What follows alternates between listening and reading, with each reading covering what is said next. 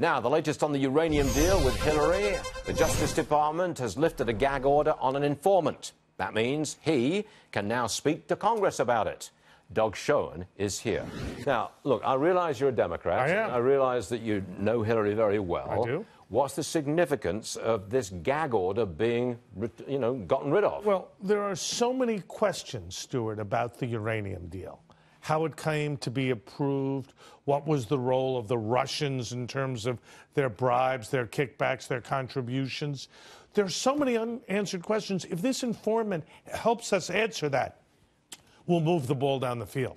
That informant could provide the tangible evidence that there was a quid pro quo, money here for the uranium deal there. The informant could do that. He could, but we don't know that that will happen. So far, no evidence of that. He has been used, this same informant has been used to bring indictments against 3 people for money laundering in the past. He's been involved in this kind of thing before. Right. This is the biggest deal yet, involving potentially a presidential campaign, the foundation she was part of, bribery at the highest levels. Stuart, I hope we get the answers.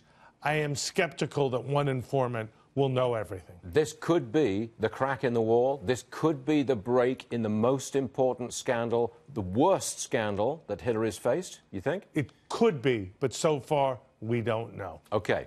I want to move on to that salacious anti-Trump dossier. Sure.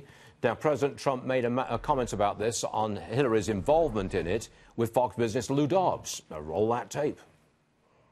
Don't forget, Hillary Clinton totally denied this. She didn't know anything. She knew nothing. All of a sudden it found out. What I was amazed at, it's almost $6 million that they paid, and it's totally discredited. It's a total phony. I call it fake news. It's disgraceful. It's disgraceful.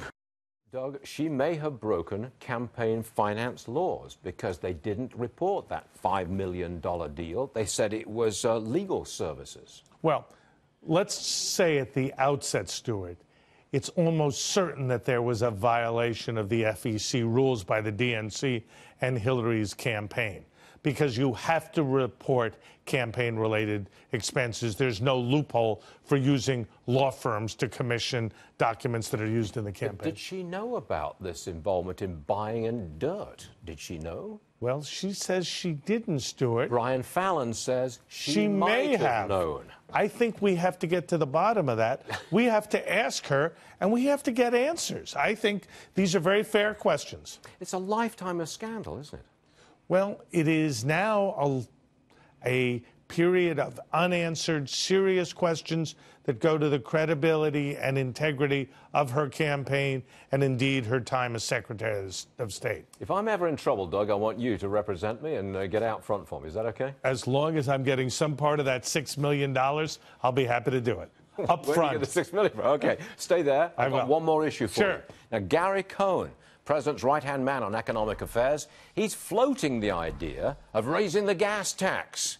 That would bring in enough some money to pay for the infrastructure plan. Do you know anything more about this? Yeah, we just got the money amount is 7 cents. They're talking about a possible 7-cent increase. It's 18.4 cents right now, so it would go to 25 cents of federal gas tax to pay for this $1 trillion infrastructure plan. That infrastructure spending is not in the tax cut package. So Gary Cohn saying yes to this, the president saying he's against it, Mitch McConnell, Paul Ryan don't like it. You've got extreme views on a consumption tax on gas. Yeah, Bill Clinton floated the idea. His approval numbers went down about 10 or 15 points right away. I think it was in '93, if I remember correctly.